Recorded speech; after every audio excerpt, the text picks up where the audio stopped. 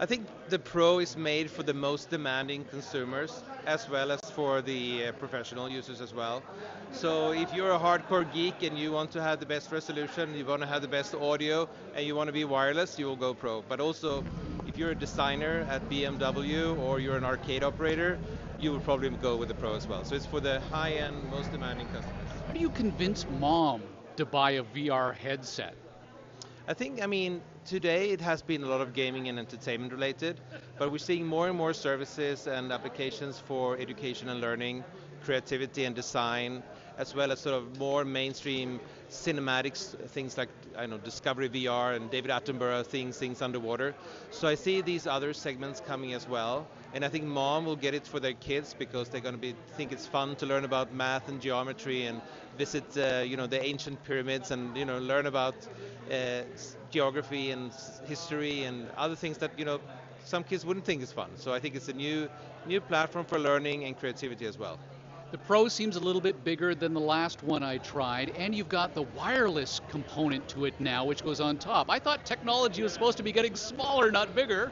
Yeah, actually, it is actually lighter, and also when you put it on, when you try it, it gives much less sort of weight to the front, so it's much more balanced. So even though it might look a little bit bigger, it feels a lot smaller.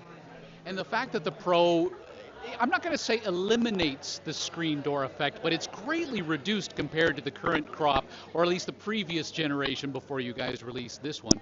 How long before I don't see any little black lines in front of me between the pixels at all? Yeah, I think that will probably take a little bit of a while, but I think what's magical with virtual reality is that actually once you get into the experience and your mind sort of sees that you're there and your ears hear that you're there and you're moving around in VR, actually you kind of forget about that. And it's interesting that some of the applications that are shining graphics, etc., are good, but there are some very simple one as well that sort of trick your mind to sort of be in VR. So it's not all about the screen door and the graphics. Tell me about it. My daughter's favorite game of all of them is Job Simulator. Yeah, no, Job Simulator is great, and I think we're still in the early days of great storytelling because the storytellers are coming from the gaming world or from the video sort of cinematic world.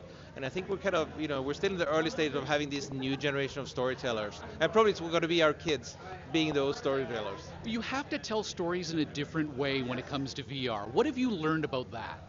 So it's interesting how you use the different senses. So Everest, where you go to top of Mount Everest, there you can hear your own breathing. And when you hear your own breathing, actually your mind thinks it's kind of hard to breathe, and you actually raise your pulse. So sound is so important, and you may not think about that. But also you want to give cues to people turning around. So sound is very important. Haptics, lab, they have this bow and arrow experience. And actually when you pick up the bow and arrow, the controls vibrate a little bit. And when they vibrate, your brain says, it's the resistance on the bow, but actually there is no resistance, but your mind fills in the blank.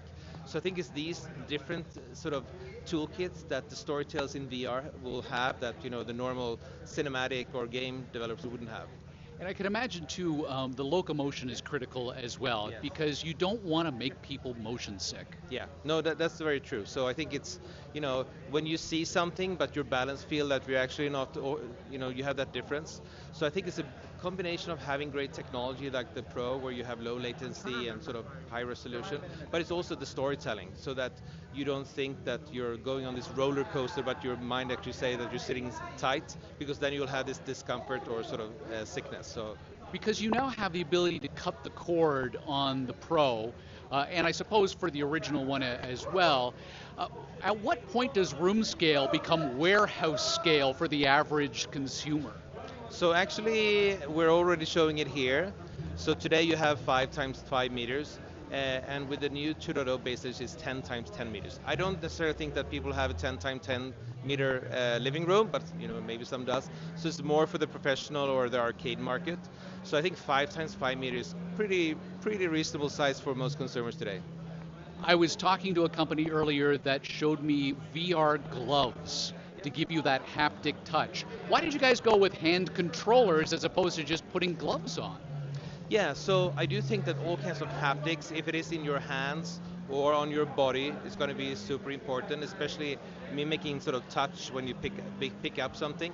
So we have gloves. typically what we do is that you put a tracker on them as well, so you can see your own hands.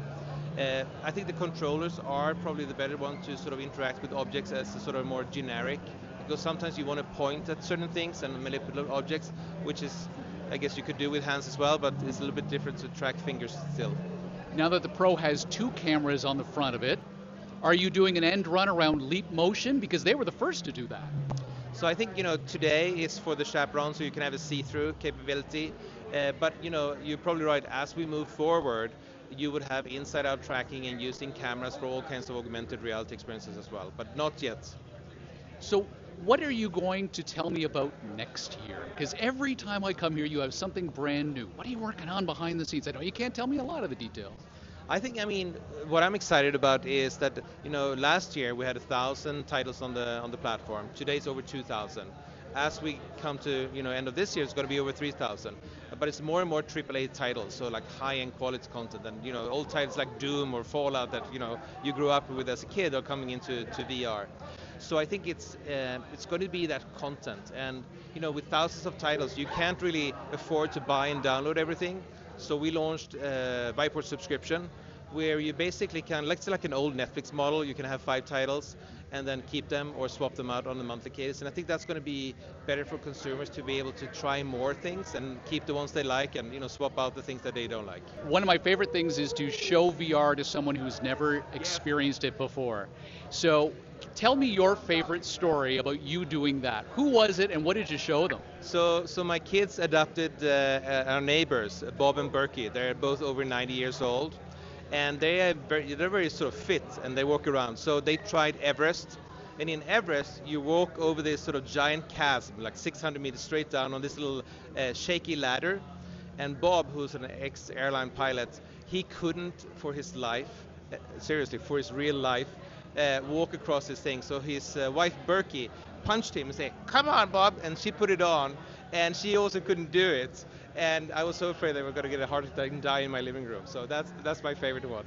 Yeah, my favorite is you take someone to the edge of a cliff and you say, "Okay, now jump," and every fiber in their body says, "Don't." Yeah, you have this little person. Your brain. This is your brain talking to you. Don't do it.